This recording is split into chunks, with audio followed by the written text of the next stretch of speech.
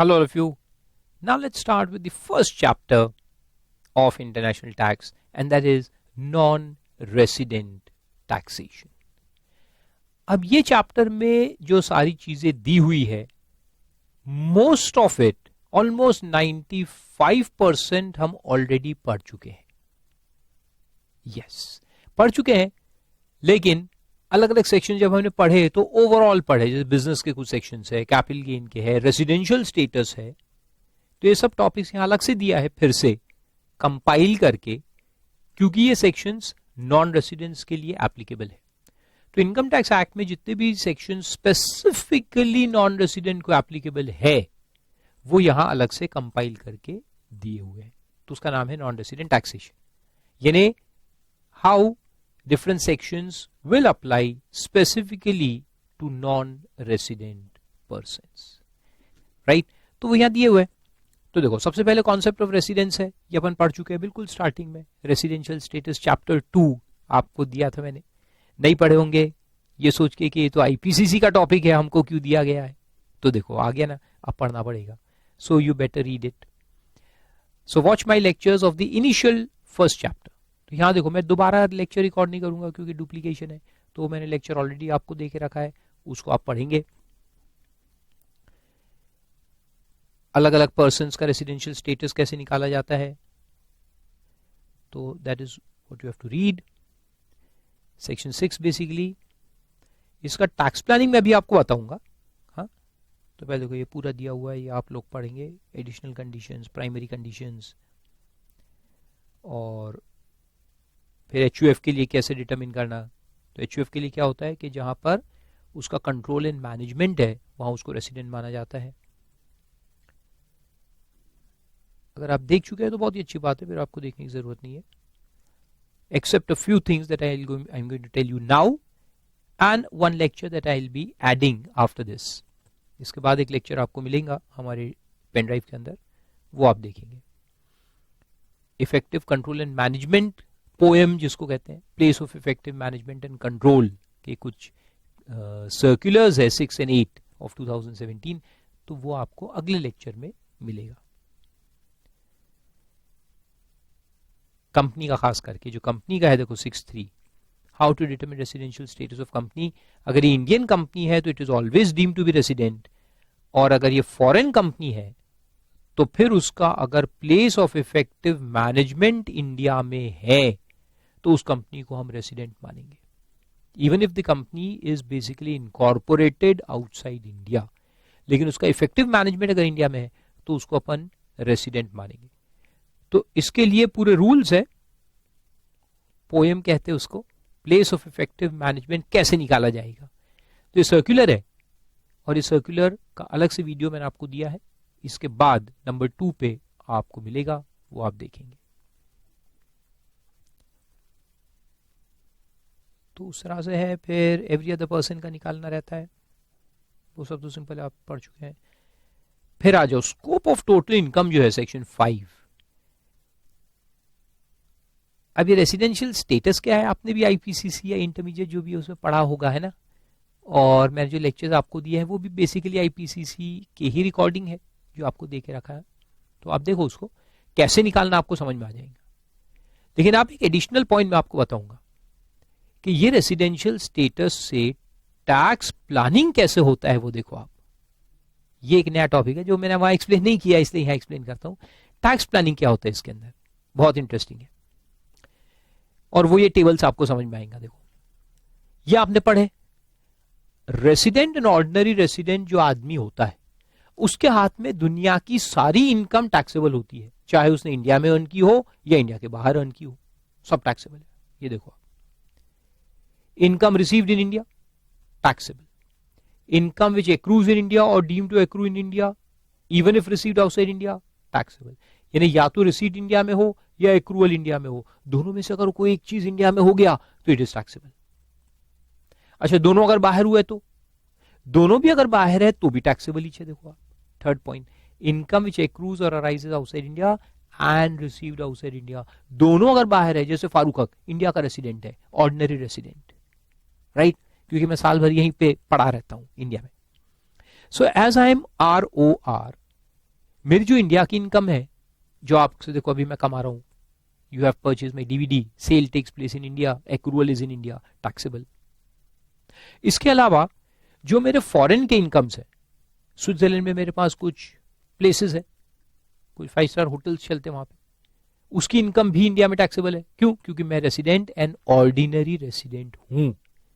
So because of my residential status, my world income, दुनिया में कहीं पर भी मैंने इनकम अर्न की हो, वो इंडिया में टैक्सेबल है। अजीब बात है ना? तो टैक्सेबल। तो ROR रहना बड़ा खतरनाक है, डेंजरस है, क्योंकि ROR अगर आप हो गए तो पूरी दुनिया की इनकम आपकी इंडिया में टैक्सेबल हो जाती है। तो अगर अपन RNOR या NR हो गए तो फिर क्या होता है कि देखो, जो इनकम इंडिया में रिसीव होगी वो तो टैक्सेबल है, जो एक्रू होगी या डीम्ड एक्रू होगी सेक्शन 9 में वो भी टैक्सेबल है, लेकिन जो इनकम हमारी फॉरेन से अर्न होगी और उसका इंडिया से कंट्रोल भी नहीं होगा, तो वो फिर इंडिया में टैक्सेबल नहीं है। It will not be taxable in India provided you are RNOR या फिर NR। तो RNOR का कॉन्सेप्ट आप सब जानते हैं। RNOR क्या होता है? अगर आपने मेरे लेक्चर देखे, नहीं देखे तो पहले वो देखो, फिर ये लेक्चर देखना है। पहले रेसिडेंशियल स्टेटस और इंसिडेंस ऑफ टैक्स दोनों चैप्टर के लेक्चर देख लो और बाद में ये लेक्चर आप देखेंगे। ओके, अगर आपने नहीं देखा है तो इनिशियल में मैंने आपको दिए थे, ओरिजिनल डीवीडी में आपके पास होंगे या पेन ड्राइव में। अच्छा चलो, तो अब आगे चलता हूं। तो RNOR कौन होता है? एक आदमी जो रेसिडेंट तो बन गया है, लेकिन अभी अभी रेसिडेंट बना है, पहला साल है उसका इंडिया में, पहली बार आके इंडिया में इतने दिन रहा कि रेसिडेंट हो गया, तो अभी उसका स्टेटस क्या होगा? Not ordinary resident. अगले साल भी वो नॉट ऑर्डिनरी रेसिडेंट रहेगा, 2-3 साल कम से कम नॉट ऑर्डिनरी रहता है, क्योंकि उसको 2 कंडीशन सेटिस्फाई करने हैं। एक तो पिछले 10 में से 2 साल का रेसिडेंस होना चाहिए, है ना, और कम से कम 730 डेज का स्टे होना चाहिए इंडिया में पिछले 7 साल में। तो अगर ऐसा है तो वो ऑर्डिनरी रेसिडेंट होता है। तो नए नए जो लोग रेसिडेंट बनते हैं, फॉरेनर्स, वो पहले पहले क्या रहेंगे? RNOR। So when they are RNOR for the 2-3 years period till they satisfy both these additional conditions, उतने समय के लिए हम उनकी इंडिया की इनकम को तो टैक्स करेंगे। इंडिया की इनकम यानी जो एक्रू इंडिया में हो या रिसीव इंडिया में हो, वो इंडिया की इनकम मानी जाती है, उसको तो टैक्स करेंगे, या फिर डीम्ड एक्रू। लेकिन जो फॉरेन इनकम्स जो deemed to accrue in India नहीं है, उसको हम टैक्स नहीं करते। Right? So the tax planning says that you maintain your status as RNOR और NR। आप इंडिया के नॉन रेसिडेंट बन जाओ। तो अगर आप इंडिया से नॉन रेसिडेंट बनते हो तो क्या होगा कि जो इनकम आप इंडिया में कमाओगे वो तो टैक्सेबल है, लेकिन जो आपकी फॉरेन इनकम है, जो यहां पे आपके हाथ में इंडिया में टैक्स हो रही थी, वो यहां पर नहीं होगी। It will not B taxed in India. Right? तो अब इसको लेकर के बेस मैं आपको पूरा इंट्रो देता हूं कि ये पूरा जो इंटरनेशनल टैक्स हम पढ़ने वाले हैं वो बेसिकली है क्या। ठीक है? So let's see. बहुत इंटरेस्टिंग है पूरा international tax. Let me give you the complete intro of what we are going to see. ये अपना इंडिया, ठीक है, एंड अदर कंट्रीज। तो अदर कंट्रीज में कुछ कंट्रीज ऐसे भी होंगे जहां पे टैक्स रेट इंडिया से ज्यादा है। Tax rate is more than the India rate of income tax. और कुछ कंट्रीज ऐसे होंगे where the tax is there but it is less as compared to India। जैसे सिंगापुर अगर आप लो तो सिंगापुर में मैक्सिमम टैक्स रेट 17% है, थाईलैंड वगैरह में भी कम है। बहुत सारी कंट्रीज है जहां टैक्स रेट जो हाईएस्ट स्लैब वो इंडिया से कम है, या कॉर्पोरेट टैक्स रेट कहो तो इंडिया से कम है। लेकिन आप कुछ कंट्रीज में लाइक यूरोपियन कंट्रीज में अगर जाओगे तो वहां टैक्स रेट जो है वो इंडिया से ज्यादा है, 40%। ग्रेट ब्रिटेन में 40% tax rate. Yes, and there are many other countries, even New Zealand Australia जाओगे tax rates are higher as compared to Indian rates of income tax, both for individuals as well as for corporates. तो देखो, अब ये country जहां पे कम है, या कुछ कंट्रीज तो ऐसे हैं जहां पे इनकम टैक्स है ही नहीं, नो टैक्स, तो इंडिया से कम और ज्यादा का कोई सवाल ही नहीं आता, टैक्स ही नहीं है, like gulf countries, United Arab Emirates वगैरह में टैक्स ही नहीं है. आजकल उन्होंने भी जीएसटी लगाया है, वैट के नाम से, value added tax they have started imposing for the first time इस जनवरी 18 से, लेकिन इनकम टैक्स तो है ही नहीं. तो ये जो कंट्रीज है इनको हम कहते हैं tax beneficial countries.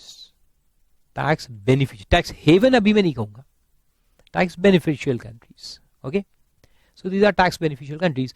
So now what you have to do, आप क्या करोगे, आप यहां पे हो, मिस्टर कौन है आप, A is an Indian citizen living in India. मान लो फारूक हक इंडिया में, चलो मेरी नाम से बता दो. अब मेरी इनकम अगर इंडिया से है तो मैं चाहे जाके यहां रहूं, कोई फर्क पड़ने वाला है क्या, नहीं. अगर मेरा इनकम इंडिया से एक्रू और अराइज हो रहा है तो वो तो वैसे ही टैक्सेबल हो जाएगा ना, इंडिया में टैक्सेबल है, तो मेरा इंडिया में रहना या बाहर जाना एक बराबर है, कोई फर्क नहीं पड़ता.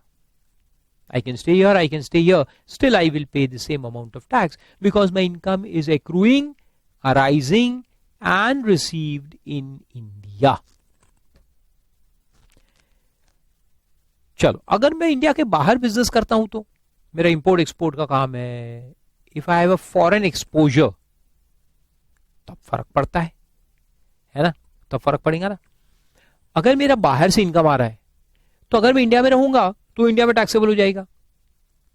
अगर मैं बाहर जाके रहूं, यूनाइटेड अरब एमिरेट्स में सेटल हो जाऊं, दुबई में जाके रहना चालू कर दूं, तो मेरा रेसिडेंस कहां का हो जाएगा, दुबई. तो फिर इंडिया का तो मैं नॉन रेसिडेंट हो गया, इंडिया में नॉन रेसिडेंट होगा तो क्या होगा, इंडिया की इनकम पे तो इंडिया में टैक्स भर दूंगा, लेकिन जो फॉरेन की इनकम है वो इंडिया में टैक्स नहीं होगी, फिर वो यहां टैक्स होगी और यहां टैक्स है ही नहीं. सो आई विल सेव टैक्स, है ना. So what he should do, if he has only Indian income, ये सब कॉन्सेप्ट्स हैं, देखो कहीं लिखने का, आप देखो कहीं नोट करना होगा तो कर लो, बाकी समझने का मेन है. अगर ये इंडिया का है और इनकम भी इंडिया में, क्योंकि देखो इनकम टैक्स जो है पूरे दुनिया के जितने कंट्री, पूरी दुनिया में जितने कंट्रीज है सबका जो इनकम टैक्स है लॉज, वो रेसिडेंस और सोर्स ऑफ इनकम, ये टेक्निकलिटीज को भी समझो, हाँ, residence and source of income, ये दो पे बेस होता है. Residence and source of income पे बेस होता है. तो रेसिडेंट अगर आप उस कंट्री के हो तो वो कहते हैं कि आप टैक्स भर दो, या अगर आपका सोर्स ऑफ इनकम वहां पर है तो आप टैक्स भर दो. तो टैक्स जो इंपोज होता है ये दो चीज पे होता है, एक आपके रेसिडेंस पे कि आप इंडिया के हो या नहीं हो, इंडिया में रहते हो या नहीं हो, citizenship doesn't count, residence matters. आप कहां रहते हो ये ज्यादा इंपॉर्टेंट है, इससे कि आप कहां पैदा हुए हो. पैदा होने से अपन सिटीजन बनते हैं, रहने से अपन रेसिडेंट बनते हैं. Residence is important. तो या तो रेसिडेंट वालों को टैक्स करो, जो अपने रहते उनको टैक्स लगा दो, या जिनका इनकम का सोर्स अपने कंट्री में है उनके ऊपर टैक्स लगाओ. तो इस तरह से लॉज बने हुए हैं. तो अपन क्या करेंगे कि अगर अपना सोर्स तो वैसे भी बाहर है, अगर रेसिडेंटशिप भी बाहर कर दे तो इंडिया का ज्यूरिसडिक्शन खत्म हो जाता है, फिर इंडियन गवर्नमेंट अपनी इनकम पे टैक्स नहीं लगा सकता, क्योंकि ज्यूरिसडिक्शन जो है वो या तो रेसिडेंस पे है या सोर्स ऑफ इनकम पे है. तो जो अपने आउटसाइड सोर्सेज है, और अगर अपन इस कंट्री में जाके रेसिडेंट बन गए, यानी इंडिया के नॉन रेसिडेंट बन गए और फॉरेन कंट्री के रेसिडेंट बन गए, तो अपना रेसिडेंस भी निकल गया, सोर्स भी बाहर, रेसिडेंट भी बाहर, तो इंडियन गवर्नमेंट अपनी इनकम पे टैक्स नहीं लगा सकता. राइट. तो इसको कहते हैं टैक्स प्लानिंग विज़ रेसिडेंशियल स्टेटस.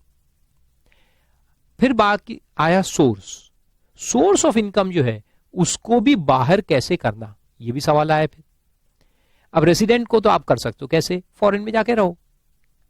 अब सवाल यह है कि फॉरेन में जाके रहेंगे कैसे रहेंगे, तो भाई वीजा चाहिए ना. अगर आप टूरिस्ट वीजा पे जाओगे तो आप बच नहीं सकते।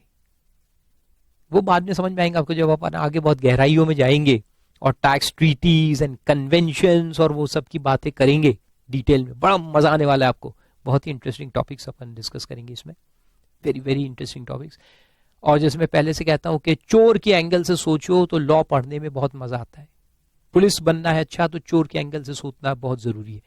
तो इसमें थेफ्ट क्या है, टैक्स की चोरी का मतलब क्या है, या तो आप रेसिडेंटशिप को बाहर कर दो या आप सोर्स ऑफ इनकम को कर दो या दोनों को कर दो। This is how you are going to save tax, right. और इन दोनों को पकड़ने के लिए इतने सारे लॉज है कि जिसकी कोई हद नहीं है। इंटरनेशनल ट्रीटीज है, कन्वेंशंस है and what not, all to stop people from avoiding tax by shifting their residence और shifting their income outside their jurisdictional areas. तो यही दो चीज मेन है। मुद्दे जो है जिसको हम स्टडी करेंगे ये पूरे इंटरनेशनल टैक्स में, ये दो ही मुद्दे हैं कि इंसान अगर अपना रेसिडेंशियल स्टेटस को शिफ्ट करे तो उसको कैसे पकड़ा जाए।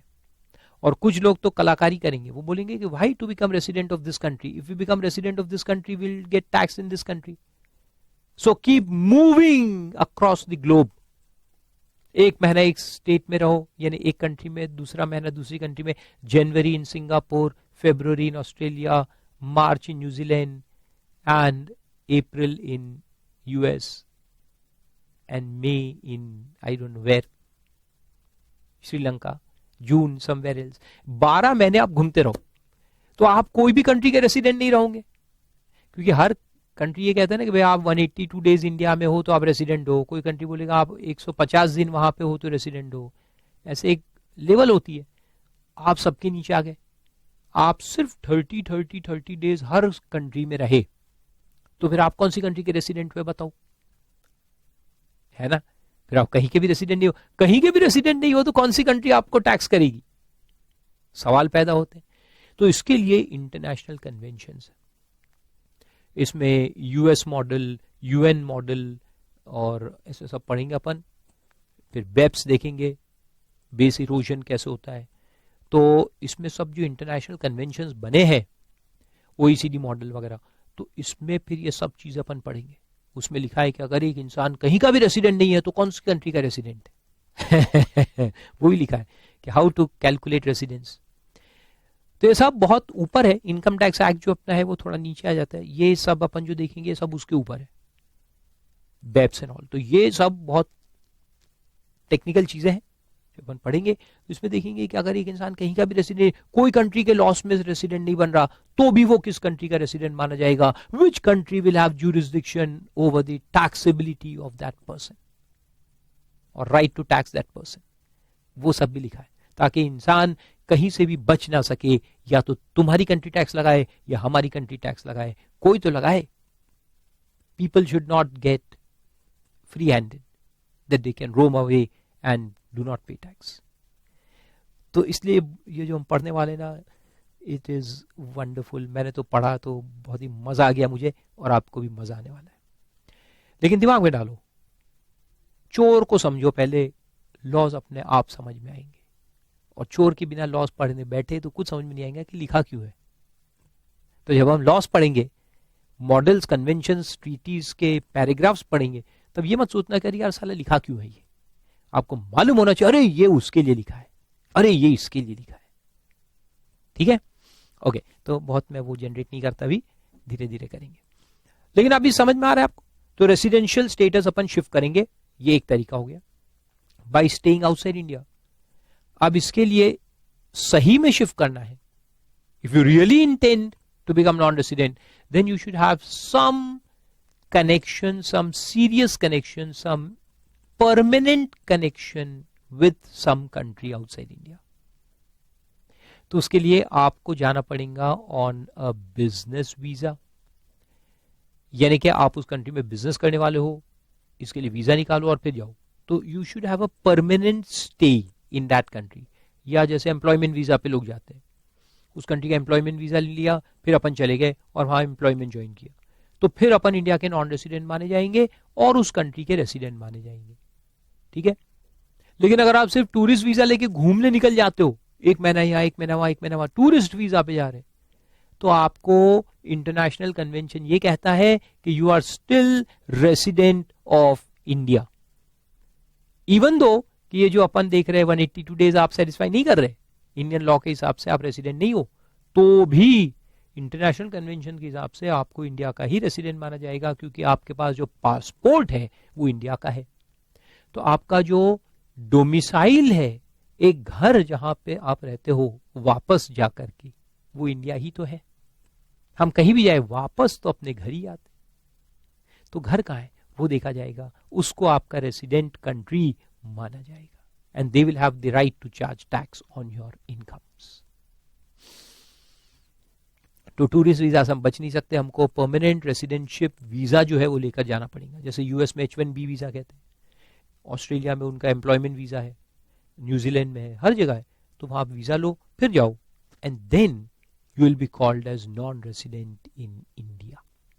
ओके, तो अब जाना है तो कौन सी कंट्री चूज करके जाओगे?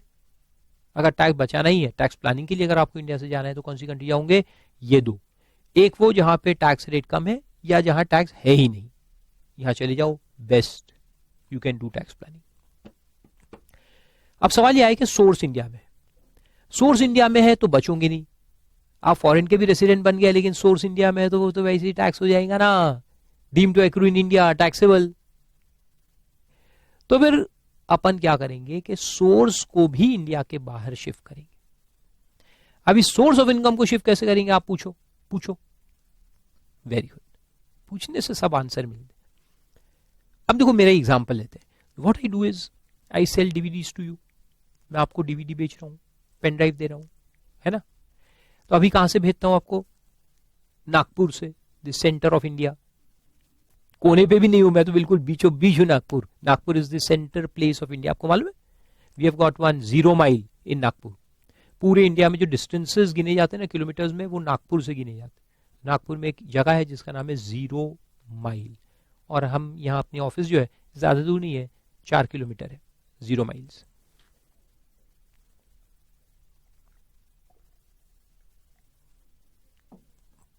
और मैं आपको पेन ड्राइव बेचता हूं, तो मेरा इनकम अराइज कहां हो रहा है? इंडिया में, टैक्सेबल है। कुछ तो करना पड़ेगा, कुछ तो करना पड़ेगा यार, क्या करूं मैं? चलो मैं जाके दुबई में रहना शुरू कर देता हूं, मैं एक वीजा निकाल लेता हूं, मिल जाएगा, सीए हूं, क्वालिफाइड हूं, एक्सपीरियंस भी है इतना अच्छा, तो मुझे वीजा तो दे ही देंगे वो लोग। तो मैंने एक परमानेंट वीजा निकाल लिया दुबई का, चले गया, एक आध जॉब वहां कोई ज्वाइन कर लिया नाम के लिए, and I go to Dubai. चलो अब क्या करूं? इनकम को कैसे शिफ्ट करूं? अरे सिंपल है ना, दुबई में जाऊंगा, पहले तुम्हारे रेसिडेंट बन जाऊंगा, फिर दुबई में एक कंपनी खोल लूंगा, दुबई में विल स्टार्ट अ कंपनी, ठीक है।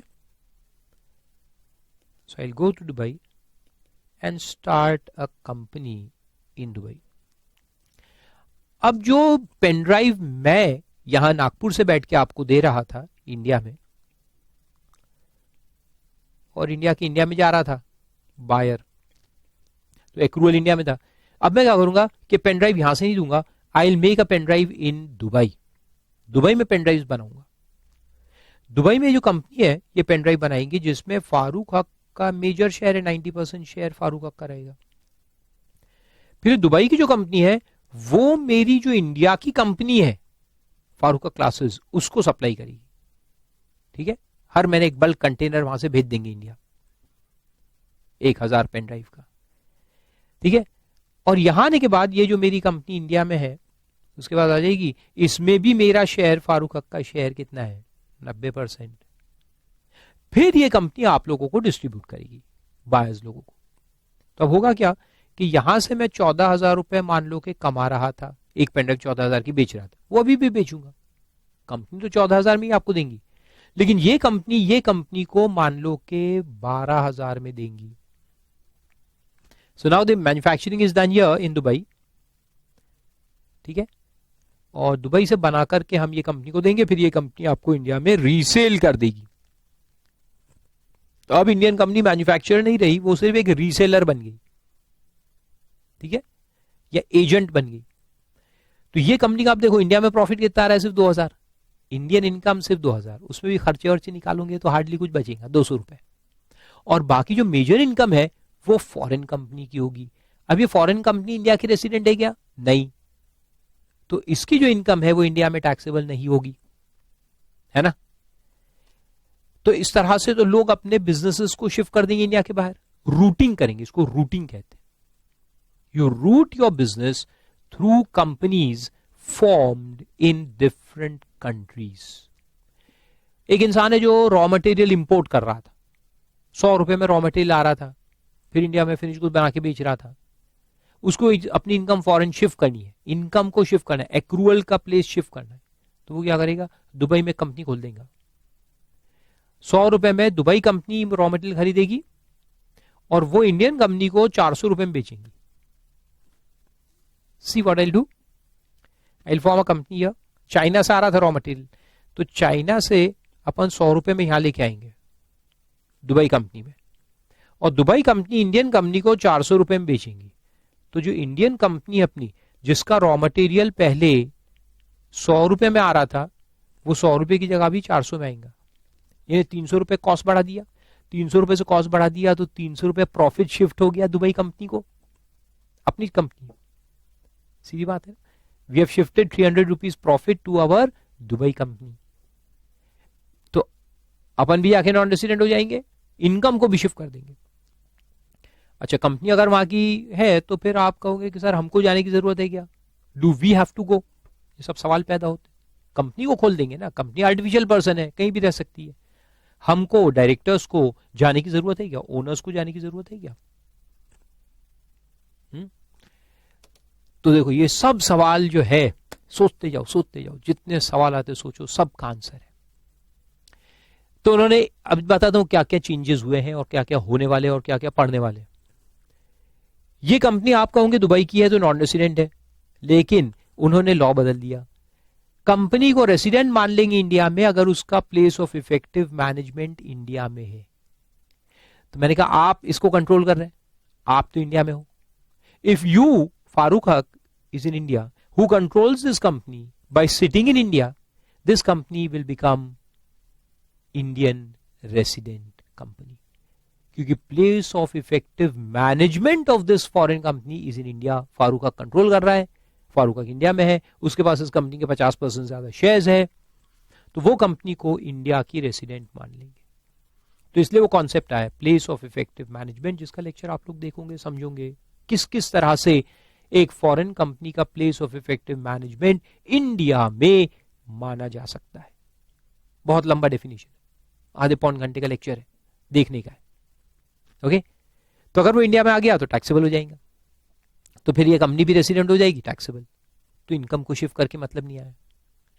अच्छा चलो मान लो कि, तो इसलिए मैंने कहा कि कंपनी बाहर बनाने से सिर्फ काम नहीं चलेगा, आपको भी यानी जो डायरेक्टर्स है, जिनके पास प्रिंसिपल ओनरशिप है कंपनी का, उनको भी फॉरेन में जाकर रहना पड़ेगा और दिखाना पड़ेगा कि उनका कंट्रोल, यानी वो जो कंट्रोल कर रहे हैं कंपनी को, वो फॉरेन में बैठकर कर रहे हैं। Place of effective management India के बाहर है, ये प्रूव होना चाहिए। ठीक है, तो ये प्रूव करो, तो इसलिए मेरे को जाना पड़ेगा दुबई, तो मैं भी जाऊंगा और वहां जाके कंपनी खोलूंगा और वहीं से मैनेज करूंगा, तो फिर वो कंपनी नॉन रेसिडेंट बनेगी। चलो कंपनी नॉन रेसिडेंट बन गई, अभी सवाल आए कि इनकम शिफ्ट हो रही है, इसका क्या? तो इसके लिए अलग से कानून बना दिया, एक चैप्टर आप पढ़ेंगे बाद में, ट्रांसफर प्राइसिंग। ट्रांसफर प्राइसिंग जो पूरा चैप्टर है वो, तो देखो प्लेस ऑफ इफेक्टिव मैनेजमेंट सब समझो, place of effective management resident के लिए, रेसिडेंट है नहीं है उसको देखने के लिए प्लेस ऑफ इफेक्टिव मैनेजमेंट देखेंगे। हाँ, तो उसके लिए ये रूल्स बने, क्योंकि अपन दोनों को शिफ्ट करें ना, I am shifting my residential status also and I am shifting my income also, place of accrual को एंड रेसिडेंशियल दोनों हम शिफ्ट कर रहे थे। तो रेसिडेंट को शिफ्ट गलत तो नहीं किया, इसके लिए पीओएम है, poem, place of effective management and control. अब इनकम को शिफ्ट करूंगा तो उसको रोकने के लिए है transfer pricing guidelines. Transfer pricing का चैप्टर हम देखेंगे, बहुत लंबा चैप्टर है, बहुत इंटरेस्टिंग है, जबरदस्त चैप्टर है।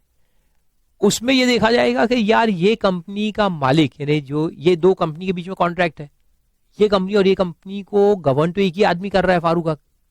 तो अगर एक ही आदमी गवर्न कर रहा है तो इनको एसोसिएटेड एंटरप्राइज मानेंगे, और अगर ये एसोसिएटेड एंटरप्राइज है तो देखा जाएगा कि इनका जो ट्रांजैक्शन है वो सही प्राइस पे है कि नहीं है।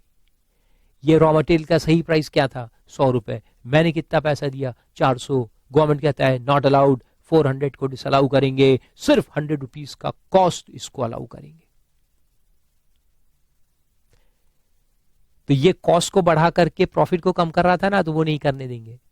Real market price in international market of this imported goods is 100, why are you paying 400 to your associated enterprise, disallowed. तो ये ट्रांसफर प्राइसिंग का चैप्टर है। जो इनकम शिफ्ट करते हैं लोग एक्स्ट्रा करके, एक्स्ट्रा कॉस्ट करके या प्रॉफिट को कम करके, इधर और, उनको रोका गया है। तो ये प्रॉफिट जो इधर कैलकुलेट करेंगे वो रियल प्रॉफिट होगा एंड नॉट एडजस्टेड प्रॉफिट। तो ये प्रॉफिट आपके इंडिया में टैक्सेबल है, तो इसको वापस से प्रॉफिट 300 रुपए ऐड हो जाएगा और इंडिया में टैक्सेबल हो जाएगा। तो उसके लिए अपन ट्रांसफर प्राइसिंग पढ़ेंगे। समझ में आए?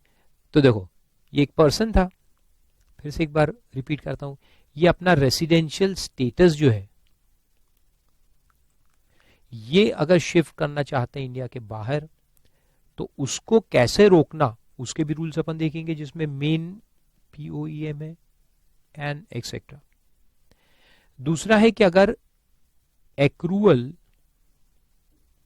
ऑफ इनकम को अगर इंडिया से शिफ्ट किया जाए तो उसको रोकने के लिए है TP, ट्रांसफर प्राइसिंग। तो दो मेन चैप्टर्स अपने को पढ़ना है जो कि इनकम टैक्स एक्ट के अंदर ही, ठीक है? यहां तक तो समझ में आए। अब सवाल यह आता है कि अगर एक पर्सन है, इधर इंडिया है, इधर कोई दूसरा कंट्री है, तो इंडिया में ये रेसिडेंट है और फॉरेन कंट्री में इस इनकम का एक्रूअल हो रहा है। इनकम तो एक ही है, रेसिडेंट है, जैसे फारूक हक इंडिया में है, but he is earning income in Switzerland from letting out some premises in Switzerland. Switzerland में मेरे पास एक पूरा 200 एकर्स का फार्म है, ब्यूटीफुल फार्म, शीप फार्मिंग होता है वहां, वो मैंने एक को लेट आउट कर दिया है। तो उसकी इनकम एक्रू कहां हो रही है, स्विट्जरलैंड में, लेकिन मैं कहां हूं, इंडिया में। तो इंडियन गवर्नमेंट कहता है कि हम आपकी इनकम को टैक्स करेंगे because you are resident of India. Switzerland कहता है कि हम आपकी इनकम को टैक्स करेंगे because that income is accrued in Switzerland. साला इनकम तो एक ही है। एक कंट्री बोलता है रेसिडेंट के बेसिस पे आप जुरिस्डिक्शन हमारा है, हम टैक्स करेंगे। दूसरी कंट्री बोलती है एक्रूअल के बेसिस पे जुरिस्डिक्शन हमारा है, हम टैक्स करेंगे। तो मैं तो बीच में फंस जाऊंगा। मैं क्या दोनों जगह टैक्स बैठूंगा, देते बैठूंगा क्या? पागल हूं क्या?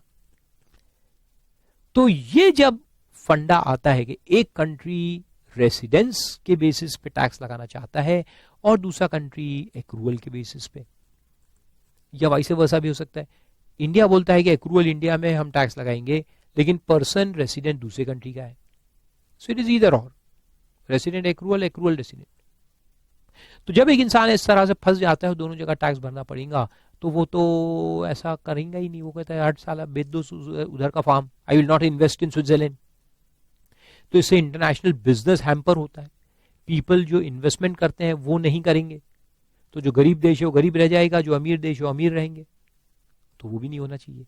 मनी शुड फ्लो, और मनी के फ्लो में taxation should not create a hindrance, रोक नहीं लगाना चाहिए। तो इसलिए फिर ये लोग एंटर करते हैं, ये जो दो कंट्रीज है, these two countries enter into agreements called as double taxation avoidance agreements, DTAA, या शॉर्ट में DTA भी बोलते हैं इसको। डबल टैक्स अवॉइडेंस एग्रीमेंट्स करते हैं, बायलैटरल, इसको बायलैटरल एग्रीमेंट कहते हैं। और उसमें एग्रीमेंट के अंदर पे लिखा होता है कि कौन सा कंट्री कौन सी इनकम को टैक्स लगाएगा। अब सवाल यह है कि एग्रीमेंट का भी तो कोई एक बेस होना चाहिए ना, किस बेस पे एग्रीमेंट होंगे। तो ये एग्रीमेंट बनाने के कुछ बेस है। बहुत साल पहले, उसकी हिस्ट्री तो मैं आपको बाद में बताऊंगा जब हम चैप्टर 6 में जाएंगे। तो ओईसीडी एक मॉडल बना है, एक ओईसीडी मॉडल है, एक यूएन मॉडल है और एक यूएस मॉडल है। तो ये मॉडल्स बने हैं। OECD is a big group of countries, develop countries थे बेसिकली इसमें, बहुत साल पहले की बात है, बहुत साल, ऑलमोस्ट 100 years बैक। तो उन लोगों ने जब इंटरनेशनल ट्रेड बढ़ने लगा और दोनों कंट्री में जब ये प्रॉब्लम आने लगा टैक्सेशन का, तो उन्होंने बैठ के बनाया कि भाई एक मॉडल बनाओ फॉर अवॉइडिंग डबल टैक्सेशन। तो इस तरह से कोई मॉडल्स बने हैं जिसको हम पढ़ेंगे बाद में चैप्टर 6 के अंदर। और ये मॉडल्स को मद्देनजर रखते हुए, इसका बेस लेकर के दो कंट्रीज बैठते हैं, वो आपस में डिसाइड करते हैं और एक एग्रीमेंट बनाते हैं कि हम कोई भी इनकम को एक ही बार टैक्स करेंगे, या तो आप करो या हम करें, कोई भी एक कंट्री करेगा। तो ये जो एग्रीमेंट्स बनते हैं ये दो ग्राउंड्स पे बनते हैं। एक रेसिडेंस के ऊपर, यानी जो कंट्री ऑफ रेसिडेंस है उसको राइट मिलेगा to tax that persons income, और कंट्री ऑफ एक्रूअल वाला छोड़ देगा। तो अगर इस तरह से एग्रीमेंट बना है तो फिर क्या होगा कि अगर एक पर्सन इंडिया का रेसिडेंट है तो इंडिया उसको टैक्स लगाएगा, फिर ये स्विट्जरलैंड उसको टैक्स नहीं लगाएगा। Even though accrual is in Switzerland, वो छोड़ देगा, बोलेगा ठीक है। और स्विस रेसिडेंट पर्सन अगर इंडिया से इनकम अर्न करे, vice versa, Swiss resident person India में अगर एक्रूअल करे तो इंडियन गवर्नमेंट छोड़ देगा और स्विस गवर्नमेंट उस पर टैक्स लगाएगा। यानी जो कंट्री ऑफ रेसिडेंस है उसको ज्यूरिसडिक्शन रहेगा टैक्स लगाने का, और जो कंट्री ऑफ एक्रूअल है वो टैक्स नहीं लगाएगा। ये एक तरीके का एग्रीमेंट होता है with the base is taken as residence. दूसरा होता है एक्रूअल, उल्टा, बिल्कुल उल्टा। अगर एक्रूअल को बेस मान के चले तो फिर क्या होगा कि जहां एक्रू हो रहा है वो टैक्स लगाएगा और जहां रेसिडेंस है वो छोड़ देगा।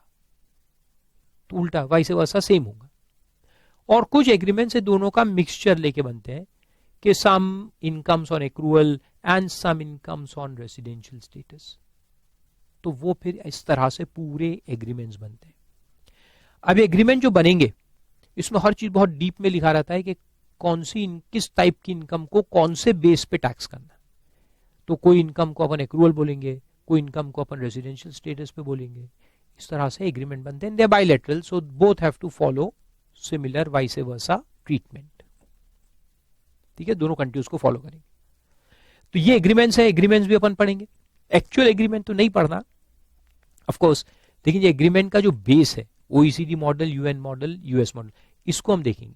अभी जो 30 मार्क का आपका पहले पढ़ाऊंगा मैं, उसमें ओईसीडी एंड यूएन मॉडल ये दो को ही लिया है, और जो 100 मार्क का इलेक्टिव पेपर है उसमें यूएस मॉडल भी इंक्लूडेड है, तो उसको भी अपन देखेंगे, राइट। और समझेंगे कि किस तरह से ये एग्रीमेंट्स बनते हैं। तो आ रहा है समझ में स्कोप ऑफ स्टडीज। तो ये पूरा अपने को देखने का है। तो एक तरफ टैक्स अवॉइडेंस को कैसे रोकना है वो पढ़ेंगे अपन, जिसमें ट्रांसफर प्राइसिंग पढ़ेंगे पूरा, पीओईएम पढ़ेंगे पूरा, residential status and all incidents of tax से पूरा देखेंगे विद पीओईएम। फिर अपन पूरा जाके बिजनेस हेड वगैरह में भी जो डिसअलाउंसेस वगैरह है वो एक थोड़ा सा देखेंगे। वो टेक्निकल पार्ट्स हो गए, वो तो आप खैर पढ़ ही चुके हो, will just revise the sections. और दूसरी तरफ ट्रांसफर प्राइसिंग पूरा पढ़ेंगे डिटेल में, बहुत डिटेल में है, to stop avoidance of tax, to stop persons from taking away their incomes to other countries. तो वो एक तरफ देखेंगे। दूसरी तरफ फिर ये एग्रीमेंट्स पढ़ेंगे अपन, डबल टैक्सेशन अवॉइडेंस एग्रीमेंट कैसे होते हैं, ये कौन से मॉडल्स पे बनते हैं, तो सारे मॉडल्स देखेंगे। और बेप्स पढ़ेंगे अपन, बेस इरोजन, उसको कैसे रोका जाए कि एक इंसान दूसरे कंट्री इनकम लेके शिफ्ट हो जाए। टैक्स हेवंस होते हैं, फिर वो अपन देखेंगे। तो टैक्स हेवंस क्या कहते हैं अपन, जो मैंने अभी बताया आपको कि कुछ कंट्रीज है जहां टैक्स कम है या है ही नहीं, वो टैक्स हेवंस नहीं है। मैंने आपको स्टार्टिंग में बताया था ना, tax havens basically doesn't mean that the tax is less. Tax haven वो होता है जहां इनकम को छुपाया जा सके। लोग अपना ब्लैक मनी लाके जहां छुपाते हैं और वहां पे कानून बराबर नहीं है पकड़ने के लिए, और जहां से वो लेके आया था उस कंट्री को नुकसान होता है और कोई इंफॉर्मेशन उसको दी नहीं जाती, फ्लो ऑफ इंफॉर्मेशन नहीं है कि भाई आपके यहाँ कितने लोग हैं, कितनी इनकम है उनकी, वो फ्लो ऑफ इंफॉर्मेशन अगर गायब हो जाए तो ऐसे कंट्रीज को टैक्स हेवंस कहा जाता है। तो वैसे टैक्स हेवंस कौन से हैं वो अपन थोड़ा सा देखेंगे, और बेप्स जो है वो किस तरह से इनकम का शिफ्टिंग रोकता है, किस तरह से इंफॉर्मेशन फ्लो होती है, वो अपन स्टडी करेंगे। That's it. कितना सिंपल है ना? हो गया तुम्हारा कोर्स इंटरनेशनल टैक्स का, राइट? तो चलो शुरू करते एक एक करके। तो इस तरह से ये पूरा रेसिडेंशियल स्टेटस है। अब कैसे निकालना है, वैसे तो इंटरमीडिएट आईपीसी में पढ़ चुके हो, एक बार अगर रिवाइज करना होगा तो मेरे वो लेक्चर्स एक बार देखो अच्छे से। इसमें सेक्शन 9 जो है वो बहुत अच्छे से पढ़ना है आपको।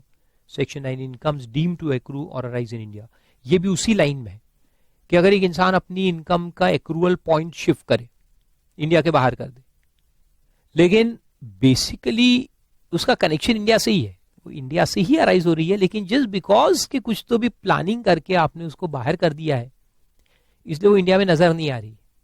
तो ऐसे इनकम्स को सेक्शन 9 में लिखा है कि we will deem it to accrue और अराइज इन इंडिया। जैसे सिंपलेस्ट एग्जांपल देते हो कि आप कॉन्ट्रैक्टिंग इंडिया के बाहर कर देंगे, the contract which results in income, वो इंडिया के बाहर बनाएंगे, लेकिन जो वर्किंग ऑफ द कॉन्ट्रैक्ट है वो इंडिया में होगा। जैसे फॉर एग्जांपल के प्रोडक्शन में इंडिया में करूंगा, सेल इंडिया के बाहर करूंगा, फिर मैं कहता हूं देखो सेल तो बाहर है तो एक्रूअल बाहर है, अरे लेकिन प्रोडक्शन तो इंडिया में किया ना, प्रोडक्शन के बिना सेल कैसे होगा? So part of your business is in India. तो सेक्शन 9 कहता है बिजनेस कनेक्शन, अगर इनकम का बिजनेस कनेक्शन इंडिया में है तो उसको इंडिया में डीम किया जाएगा। इस तरह से वो सेक्शन 9 है। फिर रॉयल्टी, इंटरेस्ट, सैलरी, बहुत सारी चीजें उसके अंदर है, डिविडेंड वगैरह। तो अगर कोई भी इनकम का एक कनेक्शन इंडिया से हो तो उसको डीम टू एक्रू और अराइज इन इंडिया मानते हैं, और फिर उस पे इंडिया में टैक्स लगाने का पावर अराइज हो जाता है। तो ये पूरा एक्रूअल का कॉन्सेप्ट है, सेक्शन 9 ने बहुत डिटेल में दिया है, उसको बहुत अच्छे से एक्सप्लेन किया है, ये आप लोग देखेंगे। इसमें वोडाफोन का केस भी है जो अभी तो खैर पुराना हो गया, किस तरह से उन्होंने प्लानिंग किया था, फिर किस तरह से अमेंडमेंट्स आए लॉ में उसकी वजह से, तो वो पूरा आप लोग पढ़ेंगे। नोट्स मैंने वापस से दिया आपको ये पूरे, लेकिन लेक्चर, चलो एक काम करता हूँ लेक्चर भी डाल के दे दूंगा इसमें वापस, मेरे को क्या है, so I will put the lectures again for residential status as well as incidence of tax, तो उसको आप अच्छे से पढ़ेंगे। तो वो एक पार्ट हो गया। फिर एक छोटा सा पार्ट है, there are some exemptions which are available to non-residents, some specific exemptions are there section 10 के अंदर।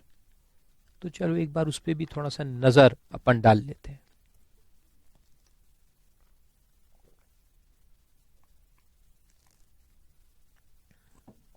This is I would say out of context. जो मेन मैंने मुद्दा आपको समझाया, टैक्स इवेजन को कैसे रोकते हैं और डबल टैक्सेशन को कैसे रोकते हैं, ये उसके थोड़ा हट के है, लेकिन दिया है मॉड्यूल में, एक आध क्वेश्चन आ सकता है, लेट्स स्टडी। कुछ ऐसी एग्जेम्पशंस हैं नॉन रेसिडेंट्स के लिए, mostly given to attract foreign investments into India. तो देख लो एक बार, सेक्शन 10(4) करके एक है, interest on notified securities and bonds issued to non residents. अब इसमें जो नोटिफाइड सिक्योरिटीज रहती है गवर्नमेंट की, उसमें एग्जेम्पशन उनको मिलता है, बाकी कुछ पढ़ने का है भी नहीं उसमें, और ये भी पुराना है। मोस्ट ऑफ दी सेक्शंस तो क्या अभी खत्म हो चुके हैं, इसलिए मैंने मेन जो आपको स्टार्टिंग में जो मॉड्यूल दिया था उसमें एग्जेम्पशन का चैप्टर भी था, उसमें ये आपको दिखेंगे भी नहीं। क्यों नहीं दिखेंगे? क्योंकि खत्म हो चुके हैं, डेड है, मुर्दे हैं। लेकिन इंटरनेशनल टैक्स के मॉड्यूल में डाल दिए हैं गवर्नमेंट कहता है ICAI ने, इसलिए मेरे को देना पड़ रहा है, मगर ये सब मुर्दे हैं, गड़े हुए। लेट्स उखाड़ो फाई, चलो उखाड़ के देखते हैं क्या है इसके अंदर। कोई काम की नहीं। देखो पहला जो है ना, नोटिफाइड सिक्योरिटीज, कब गड़ गया ये? 2002 में। अभी क्या है 2018-19 चल रहा अपना, 2002 यानी 16 साल पहले मुर्दा गड़ाया जा चुका है, लेकिन इंस्टीट्यूट ने अभी भी डाला है मॉड्यूल में और मुझे पढ़ाना पड़ रहा है।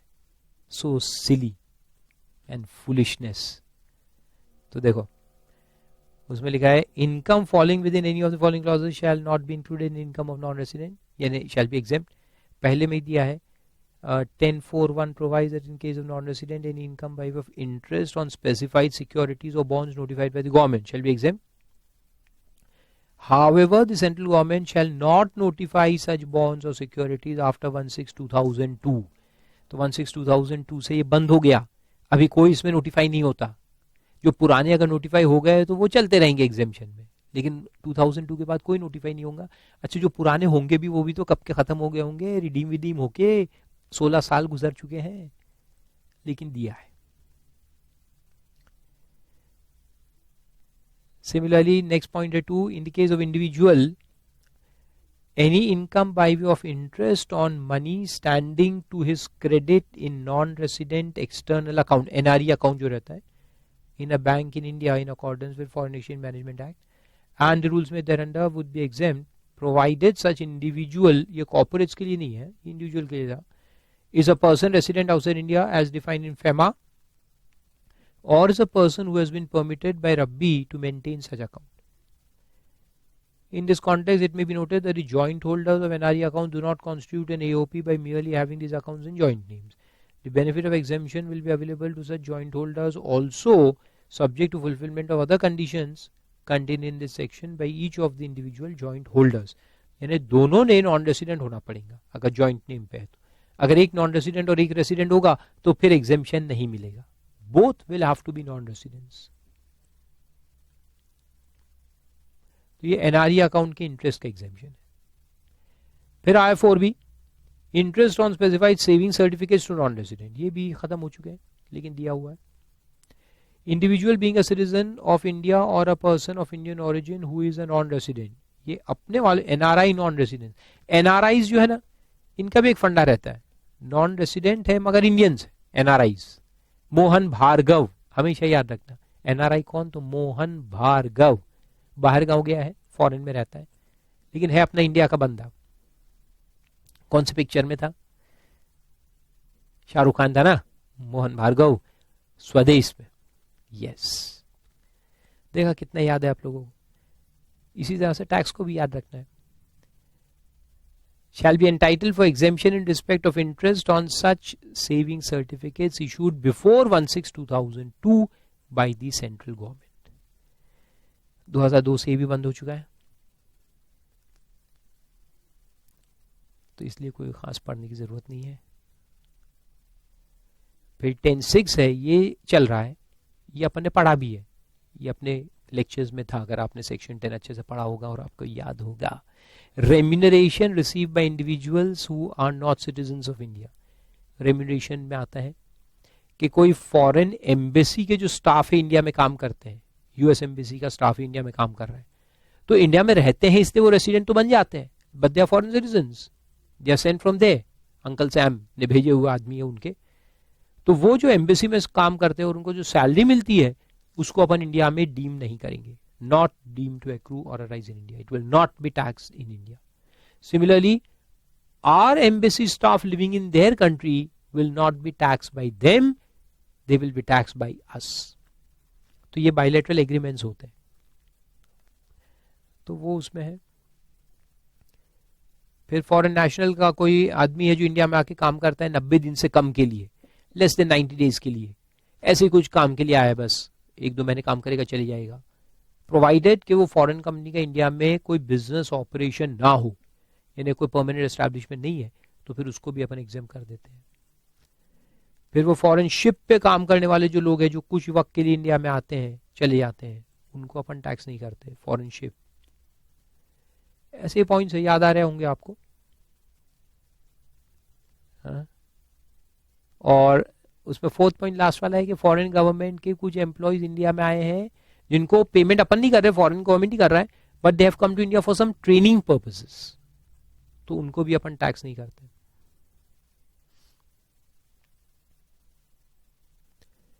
फिर 10.6A करके एक है छोटा सा, टैक्स ऑन रॉयल्टी और fees for technical services derived by foreign companies, that where the foreign company renders technical services, company है ये, to the government or government of India or an Indian enterprise, and for which services a foreign company is paid income by way of royalty or fees. Such fees or royalties paid by Indian concern or the government in pursuance of an agreement entered into after 1976, yani from 1/4/1976 but before 2002, and such agreement is approved by the government of India. ये भी 2002 में खत्म हो गया था. तो जो agreements इस बीच में बने थे 76 से लेके 2002 के बीच में, उनको एग्जेम्पशन था. 2002 के बाद एग्जेम्पशन नहीं है, यानी कोई नए एग्रीमेंट्स अब इसमें नोटिफाई नहीं होंगे, जो पुराने हो गए सो हो गए. और फिर इंडस्ट्रियल पॉलिसी वगैरह से रिलेटेड होना चाहिए. देन 10(6)(b) करके है tax paid on behalf of non resident.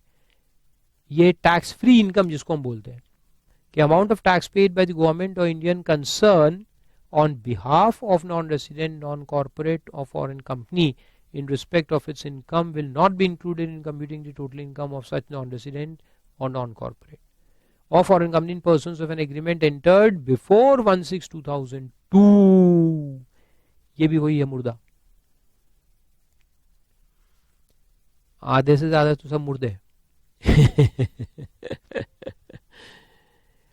फिर एक है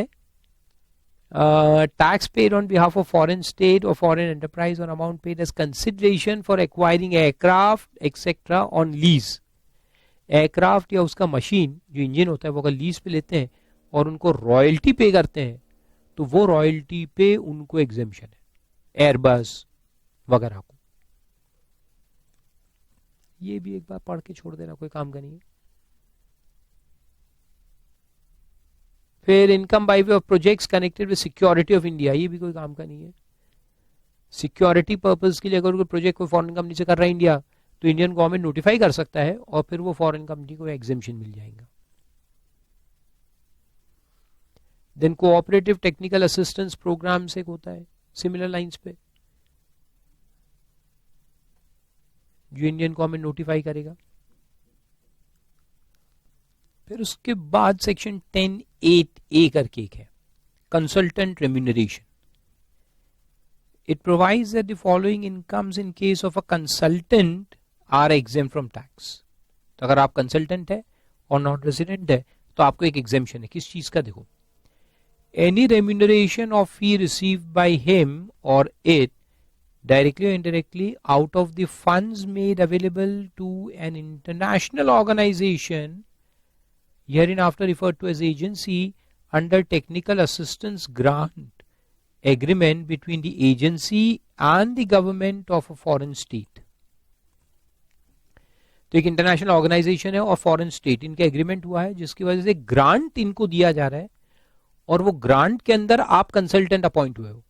कोई काम करने के लिए ग्रांट मिला है जिसके अंदर आप एक कंसल्टेंट की तरह अपॉइंट हुए हो, तो जो आपको रेम्यूनरेशन मिलेगा to provide your consultancy in relation to this work, that will be exempt from tax.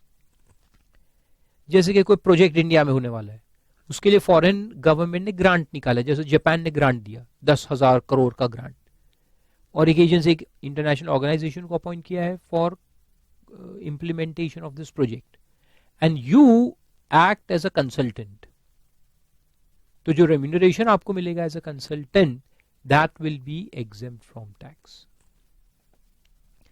And any other income which accrues और arises to him or it outside India and is not deemed to accrue or arise in India, in respect of which such consultant is required to pay any income or social tax to the government of the country of his or its origin. Obviously, इसके अलावा जो foreign की income है आपकी, आप consultant हो, अभी India में आके काम कर रहे हो because of this program which is going on in India, लेकिन इसके अलावा जो आपकी फॉरेन की इनकम है जो वहीं पे एक्रू हो रही है, जो इंडिया में डीम टू एक्रू और राइज नहीं हो रही है, और इसके ऊपर आपने वहां की गवर्नमेंट को टैक्स भर दिया है, तो फिर वो भी इंडिया में टैक्सेबल नहीं होगी, even though you become a resident of this country. और मीनिंग ऑफ कंसल्टेंट दिया है कि कंसल्टेंट कौन, तो उसमें लिखा है कि an individual who is either not a citizen of India, यानी फॉरेन सिटीजन है, और being a citizen of India is not ordinarily resident in India. यानी आर हो गया है, मान लो कि उसको 4-5 महीने काम करना पड़े या 8-10 महीने काम करना पड़े एज अ कंसल्टेंट, इंडिया में कोई डैम प्रोजेक्ट चालू है वगैरह वगैरह, तो हो सकता है रेसिडेंट हो जाए, लेकिन कौन होना चाहिए, RNOR होना चाहिए। या फिर any other person means consultant can be a company also. To any other person means it can be a firm, it can be a company. Being a non-resident engaged by the agency for rendering technical services in India in connection with any technical assistance program or project in accordance with the agreement entered into by the government and the said agency, and the agreement relating to engagement of the consultant is approved by the Department of Economic Affairs in Ministry of Finance, Government of India. यानी उस आदमी का consultant appoint होना ये approved होना चाहिए। तो एक वो है, और उसके बाद 10(8)B करके है, उसी से रिलेटेड है, remuneration to employees of the consultant. यानी कंसल्टेंट अगर ABC एंटरप्राइज जापान की वो कंसल्टेंट अपॉइंट हुई, तो उसके एम्प्लॉइज को तो अपॉइंट करेंगे ना, जो इंडिया में जाके काम करेंगे, जो प्रोजेक्ट हो रहा है उसको देखभाल करेंगे, तो वो जो एम्प्लॉइज है उनका जो रेम्यूनरेशन है वो भी एग्जेम्प्ट होगा। तो क्या बोलते हैं, देखो, provides that the following incomes in case of an employee of the consultant are exempt from tax. Remuneration received by employees of the consultant referred to under the aforesaid para, aforesaid para यानी 8A। 8A में जो consultant देखा, अब यहाँ पे उसके employees हैं। And any other income which accrues or arises to him outside India and is not deemed to accrue or arise in India, यानी वही है फिर B क्लॉज जो ऊपर में देखा कि जिसका टैक्स उसने फॉरेन कंट्री में पे कर दिया है, तो फिर उसको अपन इंडिया में टैक्स नहीं करेंगे।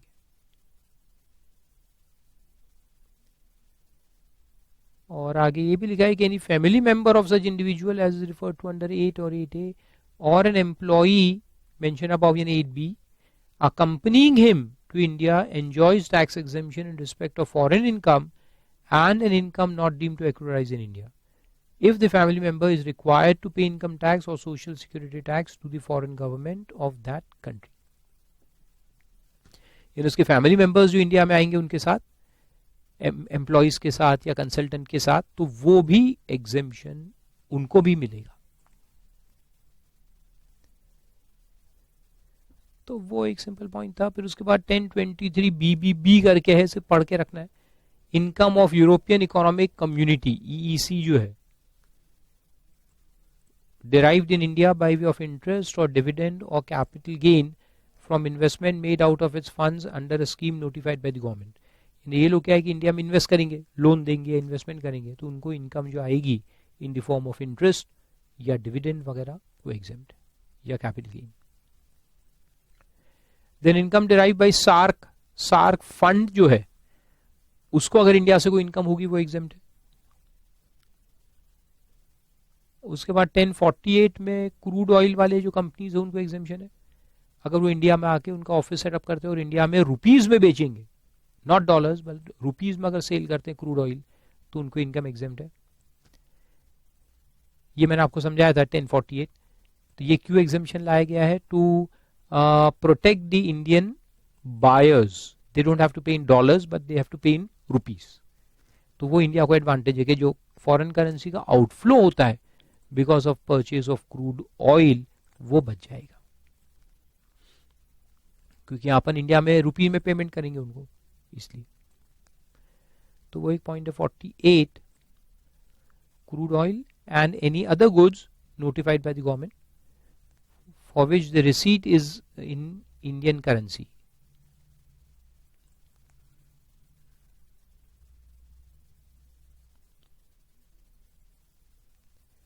नेशनल इंटरेस्ट के अंदर। और उसके बाद फिर 48A करके है, इनकम एक्रूइंग और arising to a foreign company on account of storage of crude oil. Storage of crude oil से जो इनकम आएंगी वो भी एग्जेम्प्ट है। In a facility in Indian and sale of crude oil देयरफ्रॉम to a person resident in India. तो store करेंगे और फिर इंडिया में बेचेंगे तो उनको एग्जेम्पशन है। वो ये सब पढ़े हुए अपन, इसलिए मैं जल्दी जल्दी कर रहा हूँ। फिर 1048B जो अभी इंसर्ट हुआ था इस साल, वो भी हमने देखा था, left over stock of crude oil जो है उसके लिए।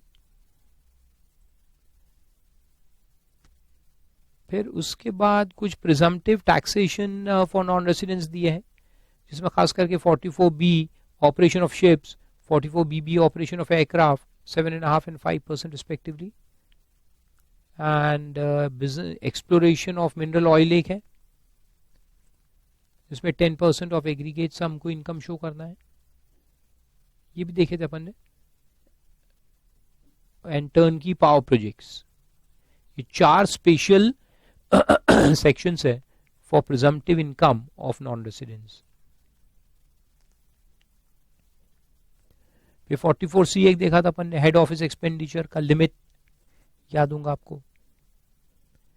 ये सब बिजनेस हेड में है, नहीं याद तो एक बार बिजनेस हेड को वापस से रिवाइज करो।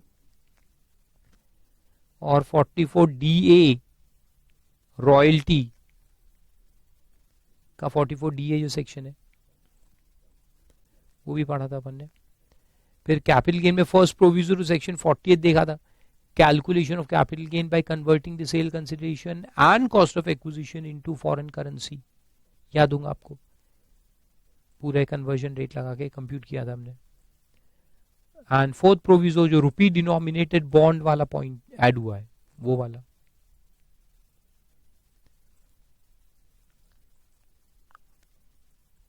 फिर उसके बाद में आता है determination of tax in certain special cases 115 ABCD, ये अपन डिटेल में अभी स्टडी करेंगे क्योंकि ये पहले अपन ने नहीं देखा है, तो ये नेक्स्ट लेक्चर में अपन इसको डिटेल में स्टडी करते हैं।